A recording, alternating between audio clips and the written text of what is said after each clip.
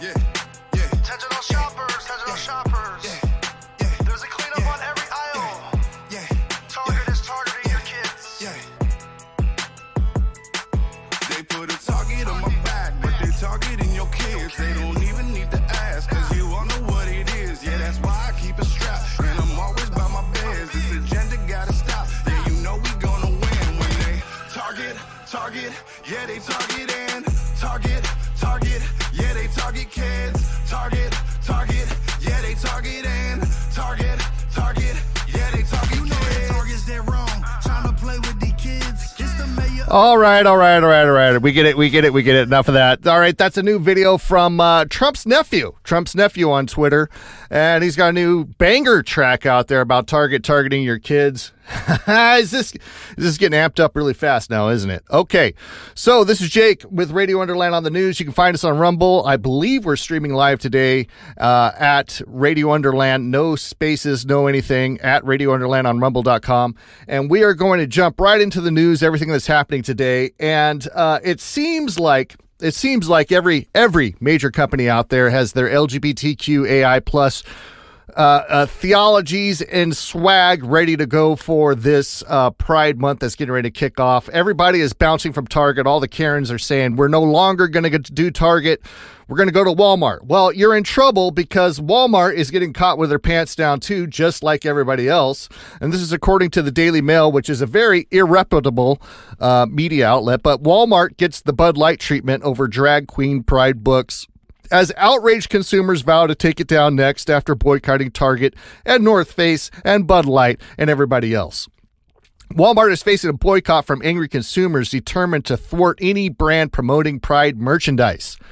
The movement began with a full-force boycott of Bud Light after it partnered with the trans activist Dylan Mulvaney. We don't need to rehash that. Everybody knows what's going on. Now Target's facing the backlash. And one thing I want to point out is this is working. This is working. If I jump down to a further news story, it's stating that Target is down $9 billion in their stock prices, and you add that to Bud Light being down $15.7 billion, and I think that's a total of around $24 billion that these boycotts are doing. Now, the problem we have is that Walmart is also doing the same thing. All the other beer manufacturers do the same thing. Miller Lite, Coors Light, all these other, they all do the same thing, just that Bud Light happened to get caught with its pants down, and now Target's getting caught with its pants down, and now Walmart. What companies out there are not involved in the whole LGBTQ pride thing? Now, there's a difference between Target and Walmart. Walmart has some books in their children's sections, etc., that people are starting to complain about. But I think the thing that really pushed Target over the edge was the tuckable bathing suits in children's sizes. That crosses the line in an unbelievable way. But all the countries do this. I mean, we went the way of the dodo bird when we got rid of mom and pop stores where you could actually control what was going in, when we opted to have the cheapest Chinese shit coming into our consumer lives from these mega stores like Costco, Target, Walmart, where we demanded the absolute lowest price possible that mom and pop couldn't compete with. So now we deal with these big corporate entities with their corporate equity index, keeping their scores at 100 and 100% going balls to the walls regarding all of the propaganda they're willing to put on their shelves. This is going to be an uphill fight.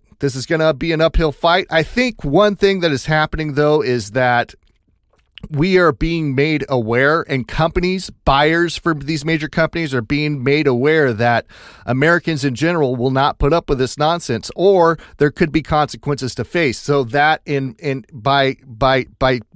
by process here is going to make these advertisers, these buyers, these people that work for these big mega stores start to analyze their purchases and what they're going to put on the shelves, and they're going to think twice about it. They're going to be a little gun shy, if we can say that. Gun shy. So Walmart is in the crosshairs again. Now, Rolling Stone magazine is coming out, And they are stating that apparently the infamous Libs of TikTok Twitter page is a threat to Drag Queen Story Hour. Rolling Stone is reporting that pedophile child groomers interested in exposing their sexual kinks are actually being concerned of being exposed and having their events protested. One mayor of a city received 300 phone calls and emails from concerned parents complaining about a Drag Queen Story Hour in Wallowa, New Jersey. So Rolling Stones is putting this article out saying that activists gear up for terrifying Pride Month as threats increase and brands drop out. Okay? Susan Steinberg, the chairman of the Wallowa Pride Coalition of Wallowa, New Jersey, began organizing a Drag Queen Story Hour for Pride Month last year. She anticipated it would be well attended and relatively non-controversial. Though Wallowa, which has a population of about 26,000, tends to skew conservative, Steinberg says residents have largely been supportive of local pride events. We live in a very nice town, says Steinberg, a realtor. People are friendly most of the time. Then someone asked Steinberg if she had seen the flyer being circulated under doorsteps and among local Facebook groups, accusing the drag queen of hosting it of being a known pornographer and claiming that the event normalized pedophilia and the abuse of children. The backlash went national, and the Wallowa Drag Queen Story Hour was publicized on the far-right transphobic Twitter account, Libs of TikTok, and Steinberg says the mayor of Wallowa received more than 300 calls protesting the event. She went to the police to see if she could add extra security in light of all the threats, but she says they told her she would have to pay extra. And then she claims, we're a small group, she says, we just don't have the resources. You know what? Screw you. You don't have the resources to do it, then don't do it. I think this is parents taking a stand, making phone calls, emailing mayors, emailing politicians. Threats? I haven't seen any actual threats. I mean, we see this propaganda in the media all the time that these transgender people are being attacked. I haven't seen it. Have you seen it? In fact, we read a story about a month ago that being transgender, as far as regarding physical attacks, you're safer being a transgender than you are being just a normal citizen of the United States. The attacks out there that they claim are just not happening. It's propaganda. But if this is what it takes when Drag Queen Story Hour comes up at your local library, that you drop an email and drop a line to your local mayor and complain, and it threatens these people, I mean, we still don't get the whole agenda of why it is so important for somebody to display their sexual kinks, their sexual behavior in front of children. Go back to the nightclub. Go back to the gay bar, go back to wherever you came from and do it there. Nobody complained about that. We only started complaining when you started shoehorning this into our children's education in the schools, etc. So, that is on you. That's on you. But the Pride movement is concerned about protest, about violence breaking out at their events. Well, you know what? I don't think it has happened. I think that's just a talking point that they're using to play the victim in this. But you know what? Keep your dick out in front of kids, and there will be nothing to worry about. Now, this story here, it's another story about a trans athlete. Let me bring up the window right here. Once again, from the extremely reputable Daily Mail. I'm saying that very sarcastically. But the trans athlete, I believe her name is Asia. Hold on. I don't see her first name here. Yeah, Siân. Trans athlete Siân Longthorpe apparently took out her long dick and used it to beat the bejesus out of women's record in the race in Wales.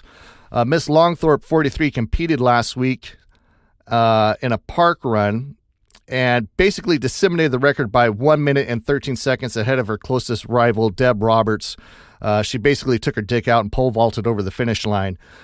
But transgender athlete who smashed the smithereens women's park run record by 1 minute and 13 seconds was married man until 4 years ago.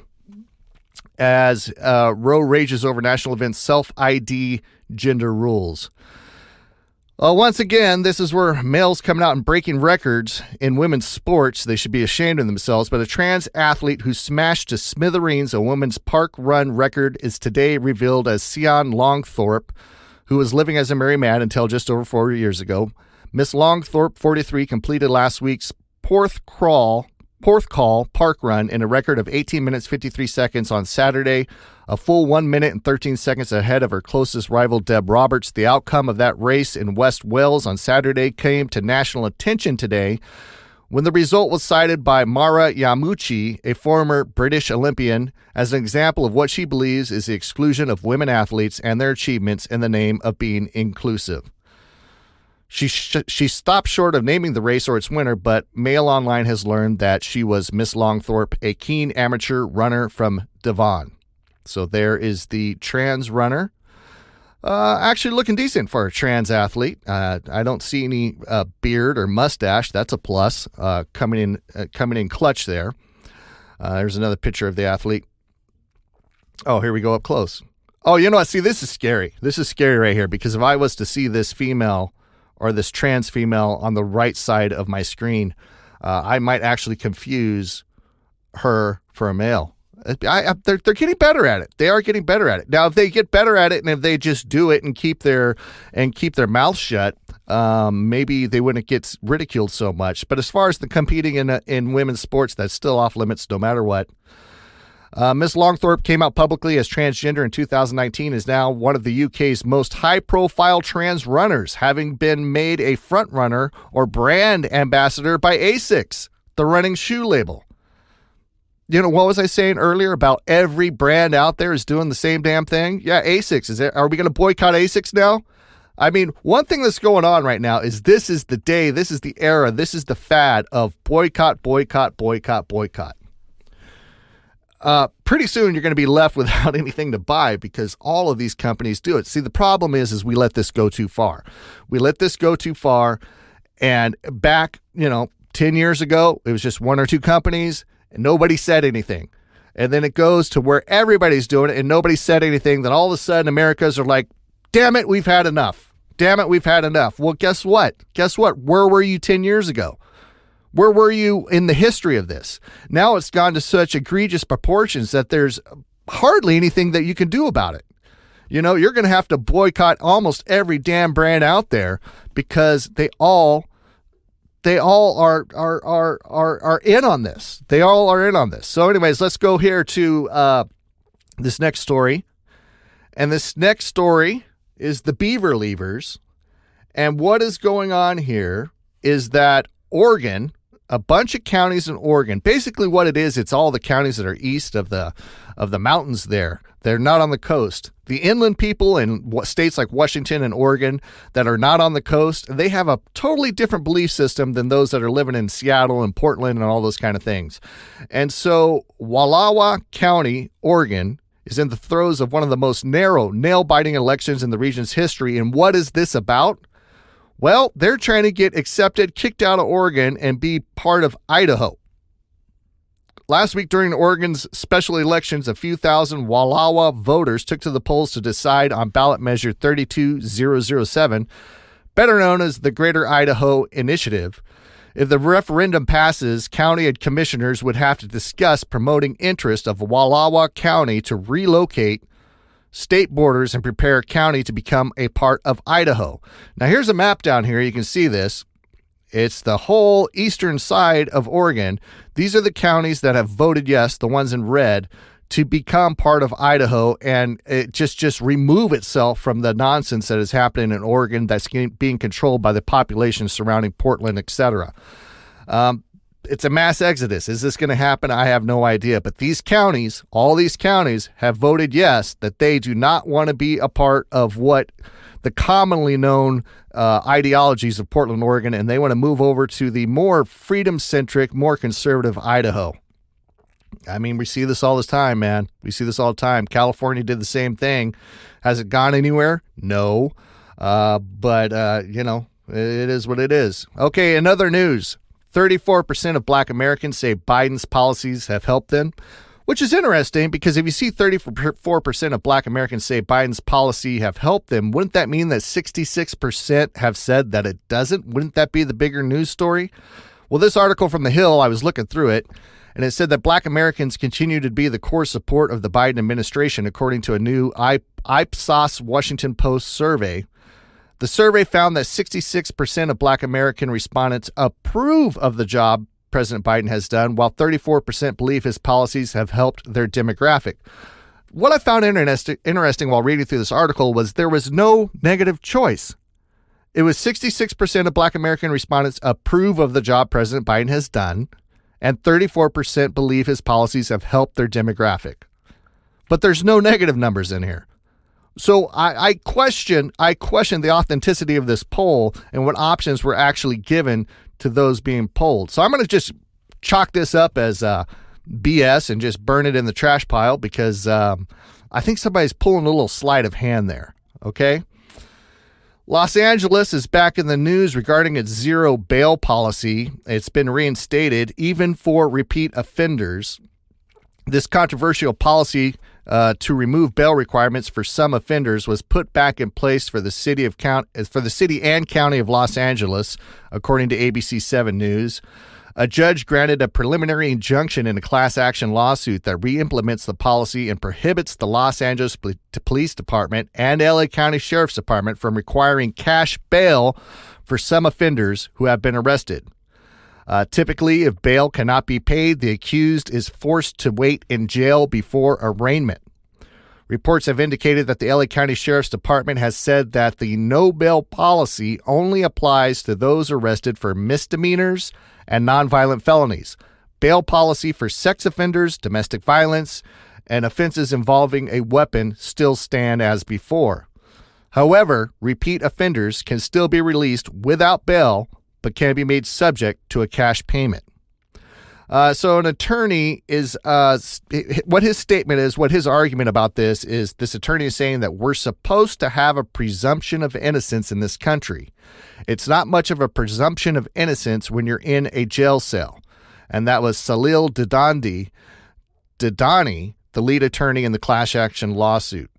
And so he also says, so for example, vandalism, that's a charge of several of our clients who were arrested, and that's a $20,000 bail amount. And if the officer claims you committed vandalism, that'll be your bail amount for 2 to 5 days without any lawyer or judge looking at the case. Earlier, and this has also been a big push by the reparations task force. They claim that the reparations task force also claimed that there have been disparities between white and black arrestees regarding the chances of being detained before trial, and stated that black defendants are 10 to 25% more likely to be detained pre-trial or to face financial conditions upon release, and median bond amounts are at least 10% more and potentially as high as double the amount for black defendants than for white defendants. I don't know. It looks like we're going to have a revolving door at our jails for misdemeanor crimes, and it's just going to just throw the people back out on the street and let them keep terrorizing other people. No bail, because bail, along with other things, is potentially racist. Yeah, we hear that all the time. Everything's racist, right? Okay, so we had the story that was going on about the Sisters of Indulgence, and we went back and forth. The Dodgers kicked them out. The Dodgers brought them back. But what nobody is talking about is who were some of the driving forces in the argument to reinstate the Sisters of Indulgence to the LA Dodgers Pride Night. Well, it has come to light that it was a California teachers union, and that California teachers union told the Dodgers that students could die if the Sisters of Indulgence were not reinvited to Pride Night. And it's amazing how the California teachers and their union just like to keep putting their fingers in everything in this trans theology that's getting blasted everywhere. And these are the fights that they decide to take up arms for and get involved with. And it says here, according to this article, that a powerful California teachers union was part of a successful pressure campaign to get the Los Angeles Dodgers to reinvite a group of drag queen nuns to the team's annual Pride Night. The union suggested that LGBT students' lives were at stake. At a time when LGBTQ plus rights are under attack across the country, with more than 400 pieces of legislation filed in states, at a time when 45% of LGBTQ plus youth report seriously considering or committing suicide each year, We should be leading with love and inclusion in California rather than sowing division. That was a quote from the California Teachers Association president. And that was a statement that was released on Monday, referring to the wave of red state legislation restricting sex change treatment for minors and a 2022 Trevor Project survey. Our students are watching what happens on and off the field. The union had resolved to speak out after the Dodgers rescinded an offer to honor the drag group known as the Sisters of Perpetual Indulgence for its advocacy before a June 16th home game against the San Francisco Giants. The resolution, which was obtained by the Washington Free Beacon, went even further than the union's public statements, likening the controversy over the baseball game ceremony to the AIDS epidemic. Okay, we don't need to keep on going on after this. The point of the matter is that it was a teachers' union that really stepped up and pressured the Dodgers into reinstating the Sisters of Perpetual Indulgence back into the Dodgers' home pride game on June 16th against the San Francisco Giants. But in like news, Bishop Barron, which I don't know much about him, but apparently he's a prominent bishop in the Catholic community. Bishop Barron is calling for a Dodgers boycott, citing the team's support of anti-Catholic drag queen group. So, I mean, in case you don't know, from its inception in 1979, and they originated in San Francisco's Castro district. The Sisters of Perpetual Indulgence has been a force that satirizes Catholic beliefs in the name of progressive activism. When Pope John Paul II visited San Francisco in 1987, the group held an exorcism and a condom savior mass featuring the latex host in Union Square. According to the Catholic League and others, they've had numerous events, including a mock mass with tequila, a Good Friday fetish fashion show, and a midnight confessional contest at a bar with prizes for the hottest confessions. This is not just your typical trans group of a bunch of buddies going out and having beer at the bar and giving each other lap dances. This is actually a activist group that has targeted the Catholic community since 1979. That's their end game. That's their goal. Is they satirically and in whatever sense of humor they think they have are jabbing at the Catholic community. And that's why the Catholics are kind of pissed about this group being included at the Dodgers event. Bishop Robert Barron, the most famous Catholic bishop in the U.S., has encouraged a boycott of the Los Angeles Dodgers over their relationship with the anti-Catholic drag queen troupe. The bishop said Catholics had no other recourse for showing their disapproval since the Dodgers are clearly not responding to a decent appeal to reason. The Los Angeles Dodgers have made it clear to Catholics and all people of good will that they think mockery of the sacred beliefs of the Catholic faith is something that they support and will reward with honors and commendation. That was Barron talking to Fox News Digital in an exclusive statement. He also added that it's not enough for the Catholic laity to experience a catharsis because a bishop has spoken up about this. They need to take action to let the Dodgers organization know that their position is not just disappointing, it is unacceptable. Man, we are in a boycott nation right now. Catholics boycotting the Dodgers, Karens boycotting Target, beer drinkers boycotting Bud Light, North Face is getting boycotted.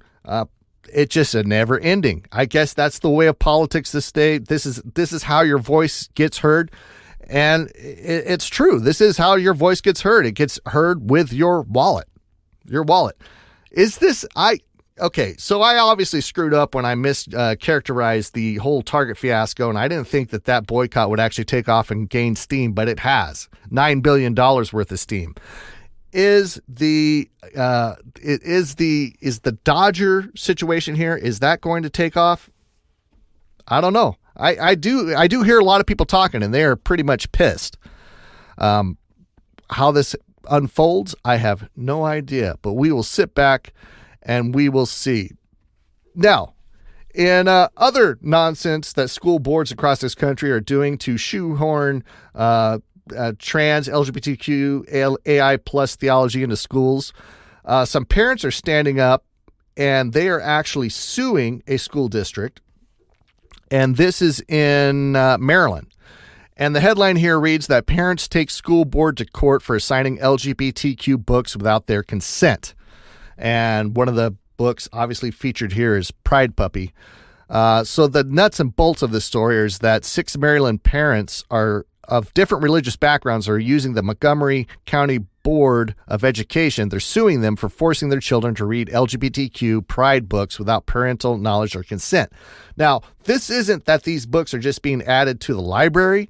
They are actually making this mandatory reading without the parents being involved in these decisions. The federal lawsuit comes after the school board in the affluent Maryland County created a list of 13 newly approved LGBTQ inclusive books and informed parents that they're informing the parents that would no longer be allowed to opt their children out of the curriculum. The lawsuit filed by 3 couples, which names individual school board members as well as Superintendent Monica McKnight, argues that this action violated both a board policy and a state law requiring school boards to inform parents of any material related to sexuality and allow them to withdraw children from the course or lesson. The Maryland law specifically states that parents have the right to object to instructional material and other materials if the objection is based on beliefs regarding morality, religion, philosophy, any fundamental value system deemed important by a parent, or the belief that the materials are harmful. Beckett, the law firm representing these parents, has been devoted to defending religious freedom for all faiths. It's representing the 6 Muslim, Catholic, and Protestant parents in the lawsuit filed Tuesday in U.S. District Court for District of Maryland. The Montgomery County Board of Education, which oversees the public school system in a jurisdiction adjacent to the nation's capital, has chosen to ignore the law and force parents' compliance, but these parents won't back down, Beckett said in a press release.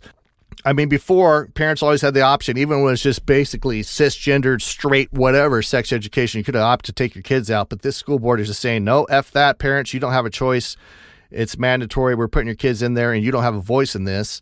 That is a broad overstepping of the lines, and it is going way overboard. And I hope that this case gets national attention, and these parents, these 6 Maryland parents of different religious backgrounds that are suing Montgomery, I hope they win. This is them standing up for parents' rights. And, I'm going to skip the story because it's too much hearsay. But the story I'll gloss over it. There's a story that's on TikTok, and it's a teacher who knows if this is real or not. Just because you make a TikTok out of something doesn't mean it's real.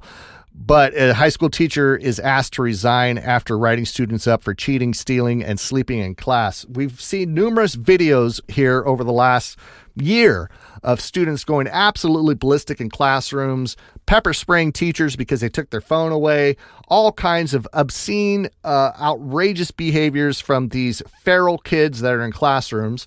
So does this surprise me that this teacher is asked to resign because he was being too strict with the students after writing up students for cheating, stealing, and sleeping in class? Who knows? Who knows if this is real? But I'll tell you what, the reflection that we've seen in the media and on TikTok, etc., about the student behavior in these classrooms is definitely out of control. And we do need teachers to stand up with some stricter classrooms. I believe that all students should have their phones put in a little box by the door before they start class so they can't be on there, listening to whatever the hell they're listening to during class. They need to pay attention. But I cannot give this story much weight because this is one teacher's perspective of him saying that he's being fired for being strict. But who knows? Who knows? He could just be a shit teacher. I don't know. But I can't really report on that. But it is what it is. All right. So this article right here is an extreme fluff piece for another trans athlete. And I'm just going to file this in the sports action sequence. And this is regarding a comment that was made about the transgender track star by another track athlete. And the other track athlete said, well, yeah, she's going to win. She's a man. Well, this man in question is Aaliyah Hobbs. Now, not only is she, she's an Olympian. this transgender athlete has actually in 2021 bumped another female off of our United States Olympic team. And this kind of behavior, I mean, I'm not going to read through this article because this whole article is just a big fluff piece about how brave she is, how determined she is, how she goes against the odds, even with all the criticism that comes her way. But how is this possibly fair? You know, like I've said a million times, I do not care what you do, what your sexual kinks are in the privacy of your home or in the privacy of an adult club for that matter. But when you come out and you start competing against women as a former male, and you start taking scholarships and you start crushing dreams as far as knocking other vagina-bearing females off of Olympic teams. Right here, Aaliyah Hobbs to replace Sha'Carri Richardson in the 4x100 meter relay team for the Tokyo Olympics in 2021. This is an old article, but this trans athlete is bounced off vagina-bearing, natural-born women off of Olympic teams, literally crushing teams, crushing the dreams of women that have dedicated their lives to a sport, to compete at, you know, competitive levels on the worldwide scale. Something wrong here. But this piece right here, complete fluff piece honoring this athlete for her braveness to race against women. And I think it deserves a shout out to this writer, Jency Abrams. Jency Abrams, an accomplished sports news writer at Essentially Sports, is the one that is sucking the dick of this trans athlete and making this fluff piece. And you, madam, should be ashamed of yourself. Target, we already covered this earlier, but here's the headlines from Hollywood Unlocked reporting the losses of $9 billion in a week following backlash over LGBTQ tuck-friendly Pride collection. We already kind of breezed over that. The wallets are speaking loudly in this boycott. Now, Melissa McCarthy apparently dropped her jelly-filled glazed donut for a second to kind of to speak out against conservatives that are against drag. And she does have one valid point, and let me get to that valid point. What she did is she posted up this post. Let me bring it up here on the screen. This post, let's see if I can get this bigger. Nah, I can't really get it bigger. Basically, it's a bunch of different images over the history of television and film. It's got Miss Doubtfire. It's got that movie there where Dustin Hoffman was a female. I forget what it was. But bosom buddies or whatever. Anyway, there's a whole bunch of them. Bunch of just males in drag in media. And Melissa McCarthy, what she said was, I'm trying to get to the quote here, of all the scary and dangerous things going on in the world, they want to concentrate on this. To anybody who has a real problem with drag, I need to ask, have you been to a drag brunch? It's delightful. So one thing that Melissa McCarthy is pointing out is that in America, we have a history of trans performers in or in drag. Let's say in drag performances in film and movies. And I agree. We've had a history of this for a long time. Why everybody is deciding to actually stand up against it now, I kind of question. We talked about Disney many times prying in with their gay agenda in cartoons. But I was watching Aladdin just the other day with my son, and I noticed right away that Aladdin, nobody's talking about the genie being in drag, the big boob genie in drag in the Aladdin cartoons, and that's been going on. So Melissa McCarthy has a valid point. Why do you care so much now? And I think we care so much now. Let me answer that. We care so much now because it's not just a ha ha ha, look at that, that's funny, a comedic relief in a cartoon, whether it's Bugs Bunny or whatever, in a movie. It's gotten to a different level, and it all started with these drag story hours in libraries, and then it went on to implementing all this indoctrination into books with our children. And then as the story that I just read previously, where some schools are saying that you don't have the right to not have your children exposed to this material. It's when drag started going beyond the scope of a drag show in a nightclub or a drag on a TV show, and when they started pushing it on kids, that's where when the conservative population came up and started having a really big problem with things. Really big problem. Glenn Beck is out there. He is stating that basically he's just saying that the boycotts are working. I don't need to get into that detail. We all know it is. The CEO, but he is calling out the CEO of Target, and that's Brian Cornell, because Brian Cornell was asked about the backlash to woke capitalism last week, and his answer does not reflect the moves Target has made this week. He called the woke campaigns, this is the CEO of Target, Brian Cornell, he called the woke campaigns good business decisions and that they are the right thing to do for society, and mentioned that it was helping drive sales. Well, how can you say that when later in the week, Target then comes out this Tuesday and said the retail giant will pull some of its LGBTQ-friendly kids' clothing after facing customer backlash, and they have a $9 billion loss. So that is the CEO of Target just talking out of his ass. Rome is burning, and he says it's a good social thing to do. But when the rubber meets the road, conservatives start boycotting, he decides to wake up and change his tune.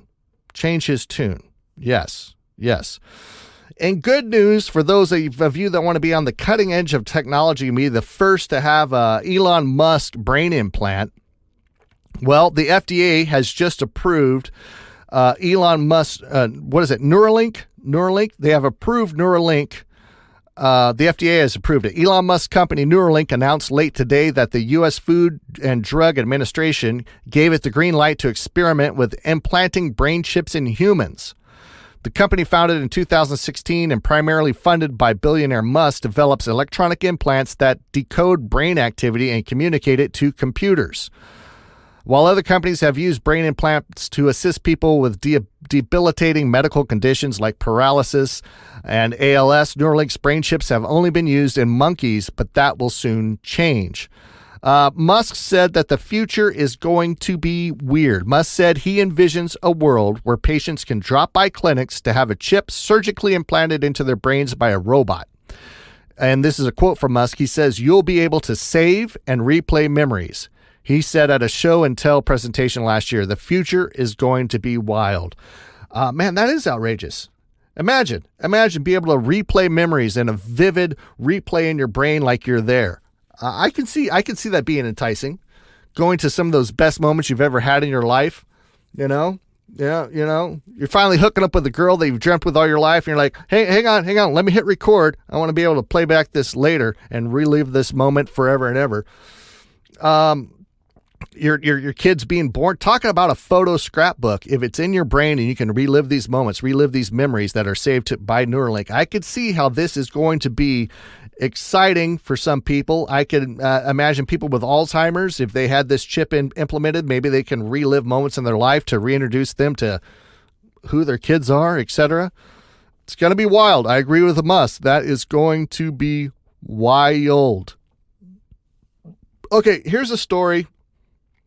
As I'm getting ready to wrap up this show, here's a story of a parent that was in, it's in Maryland again. And basically what happened is his kid got in a fight earlier in the day. His 14-year-old son got in a fight earlier that day in a school. And then after school, the boys that he got in a fight with show up at his house along with adults, calling him out of his house to fight him. The father comes out and says, no, this isn't going to happen. And these adults and these teenagers that came to continue the fight that happened in the elementary school earlier in the day, they basically took this guy, bashed his head against concrete so many times that they killed him. He was pronounced dead the next day at the hospital, but they destroyed this guy all over an elementary school fight. Now, they don't say anywhere in here what the fight was about, but I mean, just as a warning to parents, I mean, come on. These school fights, these bullies, I don't know. Maybe it was this guy's son that was bullying the other kids, but come on. Sometimes you got to let stuff go. Here's an interview with the wife after it's all said and done. They didn't just ruin our lives. Their lives are going to be changed forever. Their parents' lives are going to be changed forever. And nobody thinks about that just from a fight. 43-year-old Christopher Wright was killed protecting his kids from a fight that started at Brooklyn Park Middle School Friday and was brought to his doorstep in Anne Arundel County. So then Chris came out and to tell them, like, he's not coming out here to fight. And they had threatened at one point to come in and get him.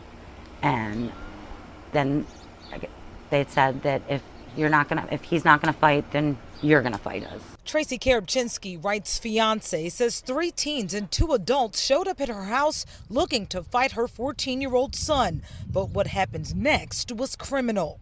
The damage was done before the ambulance ever took him away. He had had a seizure. It was done. There was nothing that the hospital could do. I'll never forget the sounds. I'll never forget the noises my nephews made when we had to tell them he was gone.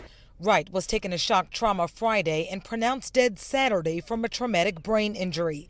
The incident was caught on the victim and a neighbor's security camera. I was at shock trauma initially, and my dad and I tried to go onto the camera to look. And the first video that comes up is my 12-year-old son screaming, "Daddy, Daddy, Daddy," and running out of the house to go into the street and help his dad. And I couldn't watch anymore after that. I just couldn't. School officials confirmed the fight between the teens and say they worked to address the issue. Now they're working with police on the investigation. Anybody who assisted or abetted or was an accomplice of the main suspect or the primary suspect in this incident would be culpable. Karabchinsky says Chris was a devoted father who loved the stars and gardening. Her best friend taken over senseless violence. It's everywhere. It is everywhere. And somewhere we as parents are failing these children. 100%. As parents, we're failing. It's not the school's responsibility.